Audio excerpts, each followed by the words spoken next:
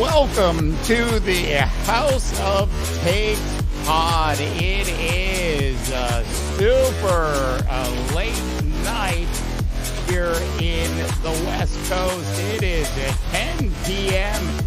EST. It is so good to be here doing a late night show. All right, a big show for you today. We are going to talk National Basketball Association expansion. We've got Zion Williamson talk. We're also going to discuss James Harden a little bit tonight as well. I've got all of that, and trust me, a whole lot more coming up on the show today. If you are out there and you are actually watching this is our second live broadcast. We are playing around with some live broadcasts, different sort of times of the day. I like the late nights, so we'll probably try to do these as often as we can, sometime usually between 10 p.m. and 11 p.m. West Coast time.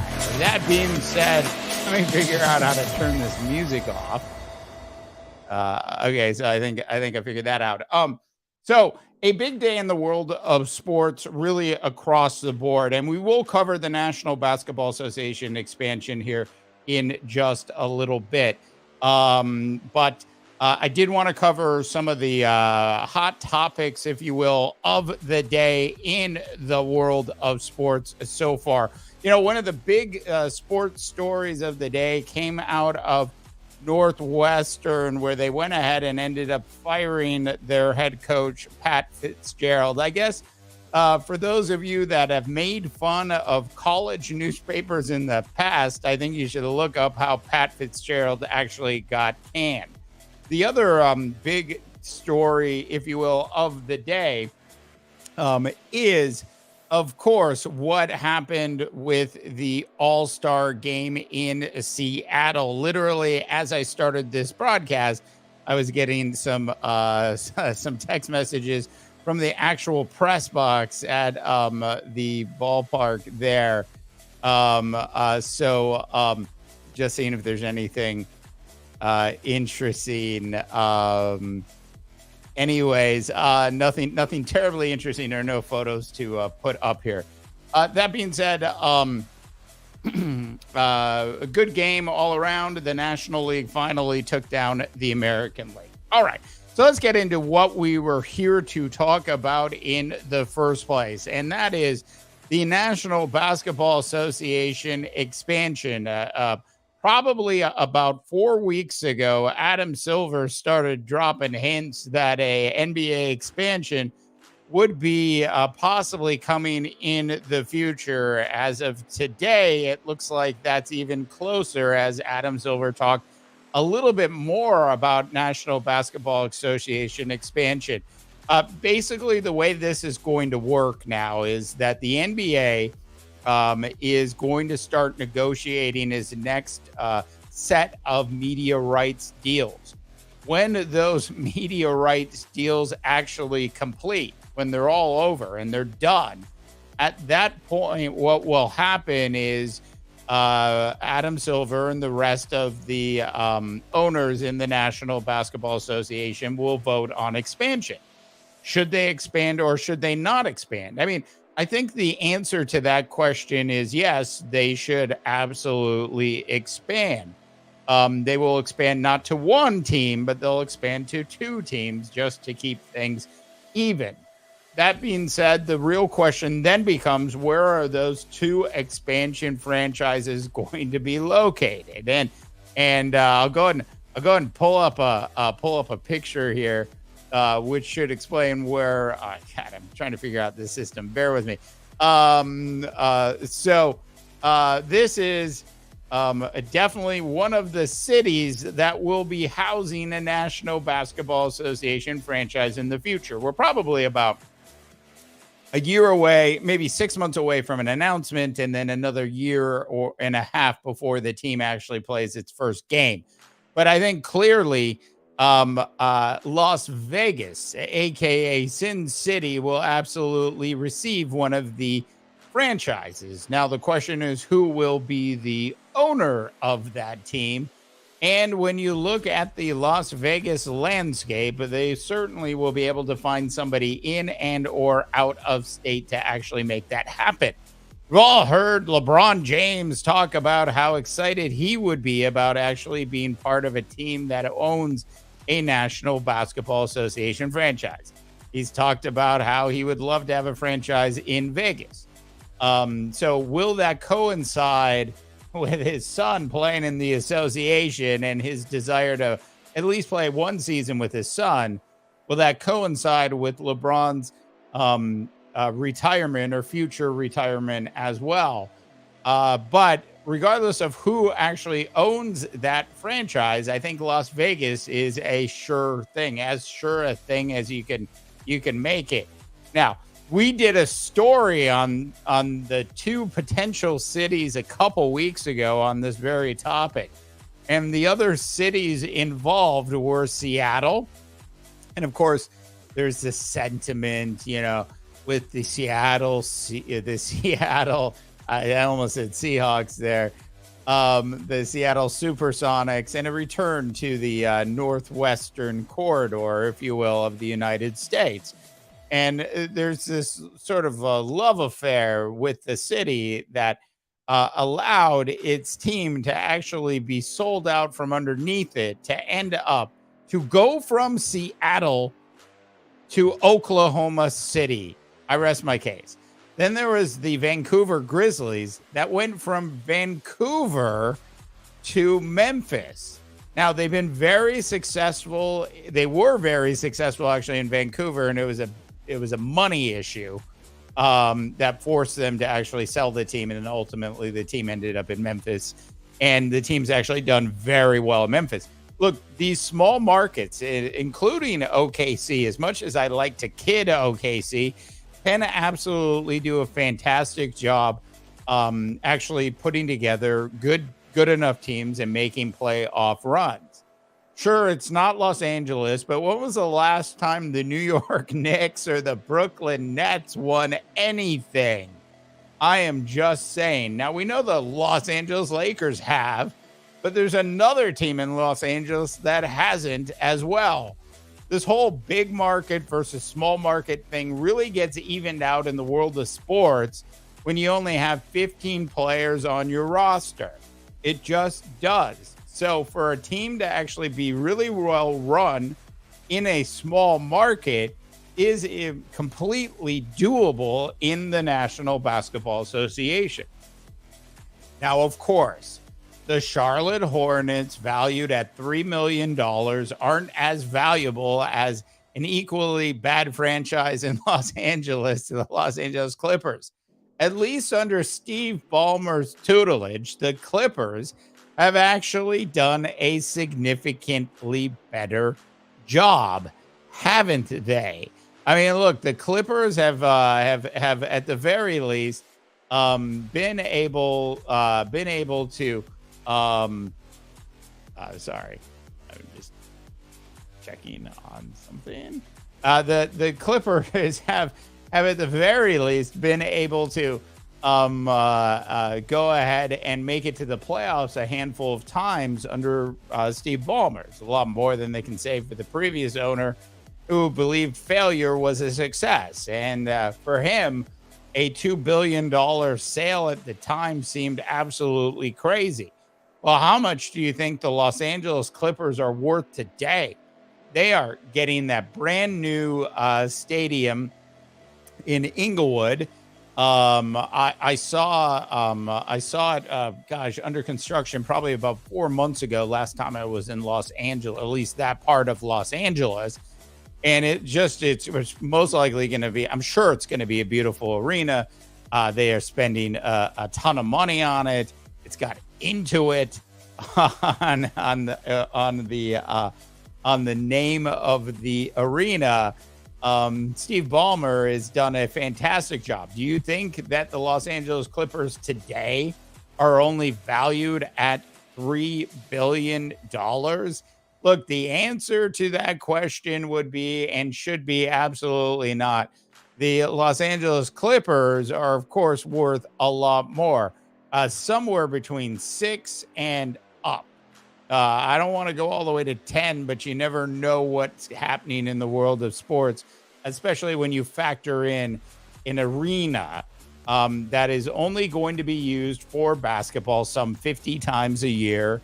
I'm counting regular season and preseason games and at least 2 home games for the Clippers. I'm not saying they're going any further than the first round of any NBA playoff season anytime soon, because they have a bunch of players that, quite frankly, do require load management and can't seem to be healthy at the right time of the year.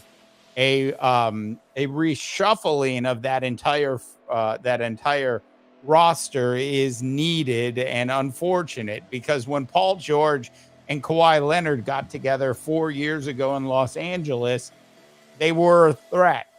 They are no longer the threat that they were 4 years ago. All right. So the value of the franchise matters to Adam Silver. Hence, Adam Silver wants to go into bigger markets with the movement of sale of a new team. Now, we know Las Vegas might not be the biggest market in the United States, but it is the most fabulous market outside of Miami, isn't it? So I'm sure Las Vegas will get it, and then Seattle, Vancouver are the two potential returns. What I would really love to see, though, and look, I heard from some people when we did the last video, and they said, "What about Pittsburgh?" And I would love to see an NBA franchise in Pittsburgh. They said, I had somebody else comment, "What about Kansas City?" And of course, Kansas City would actually do a great job with a National Basketball Association team. Both of those cities would be great. You know, what about Nashville? Look, one basketball team in Tennessee is enough. I'm just saying. But could Nashville have? Sure.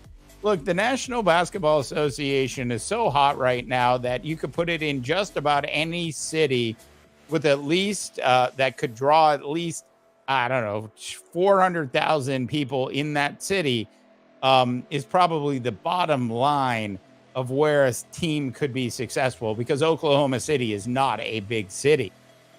But why would the National Basketball Association hand over a franchise to a team that might only be valued at $3 billion when they want to actually see teams that are going to be valued at double or triple that at some point, hence making it a worthwhile investment?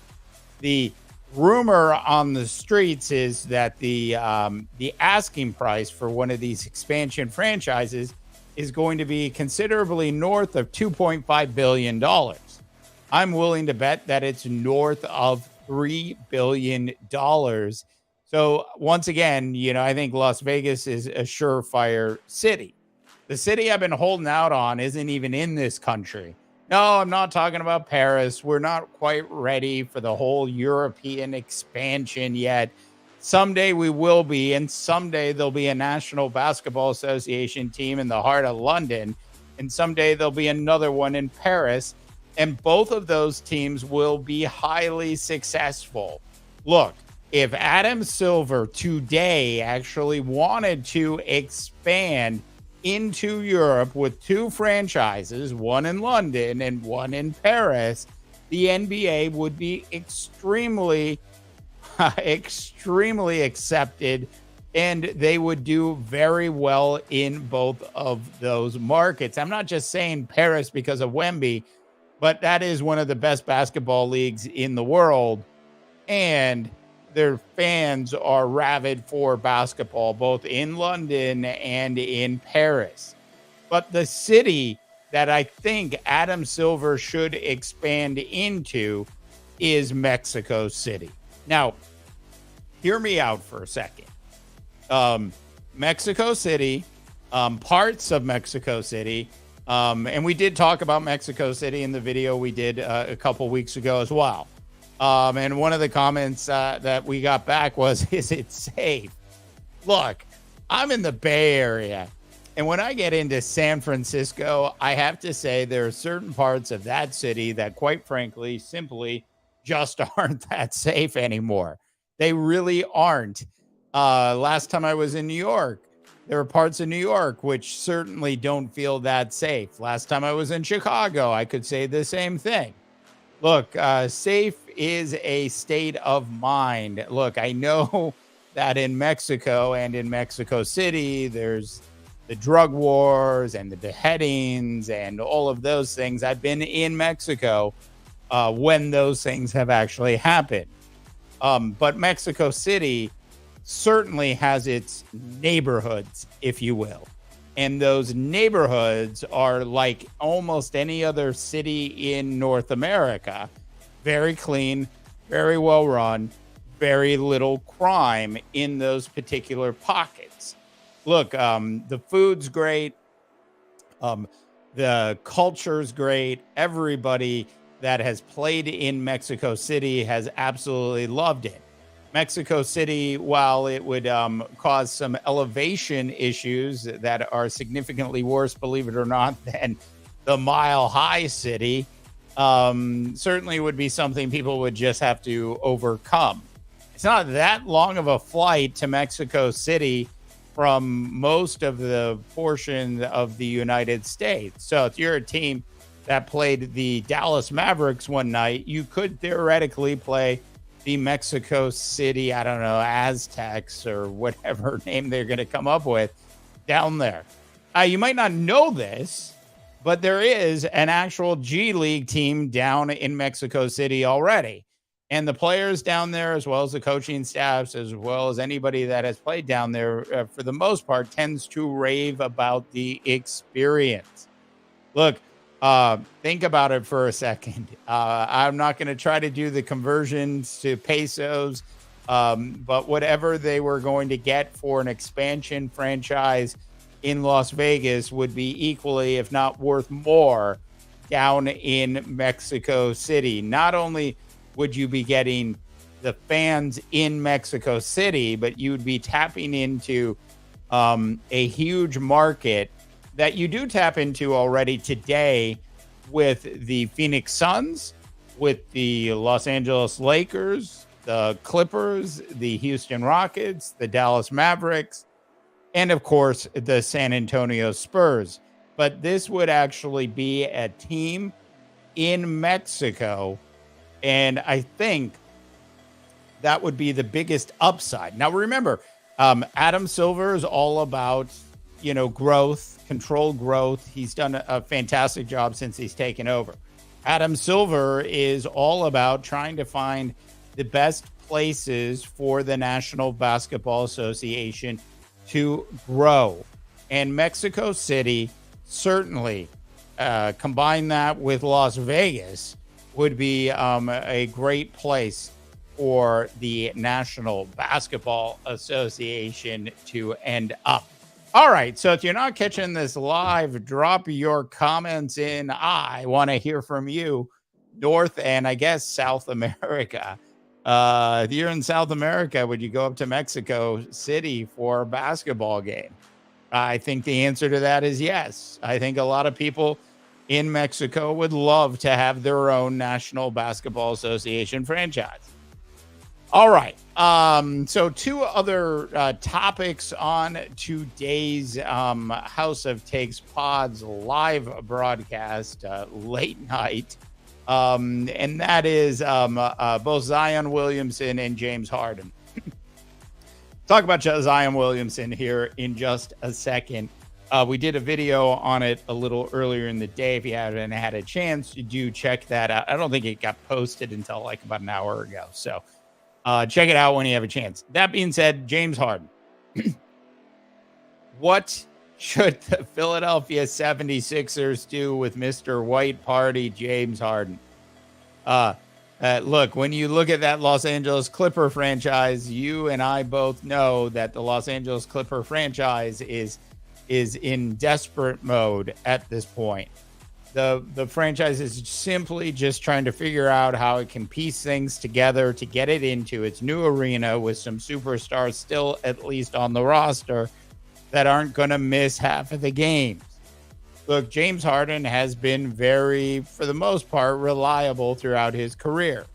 Sure, James Harden is on the backside of career mountain, and he's getting really close to the bottom of that hill. And as I say that, I also at the same time need to remind you that James Harden averaged 10.7 assists per game. He had the most assists per game in the National Basketball Association last year, and he's skiing down the backside of career mountain. Look, he doesn't have the first, the second, or the third step that he used to have. He can still score 35 a night every 15 nights. He's going to average somewhere between 15 and 20 points a game. But what James Harden is so much more than just a player that can put the ball in the hoop. I personally think it would be a huge mistake for the Los Angeles. I think it would be a huge mistake for the Philadelphia 76ers to not go ahead and re-sign or not at least play the contract through, or at least the first half of the season through with James Harden, as opposed to like trading him for trash. Look, James Harden still has a lot left in the tank. If I were Daryl Morey, the president and GM of the Philadelphia 76ers, I would be going out of my way right now to at the very least see if I couldn't convince James Harden to at least get through this season with us for one more year. I don't understand why they strongholded him in the first place. 10.7 assists a game. Like, I didn't expect the Philadelphia 76ers to give him anything more than 2 years in a contract anyways.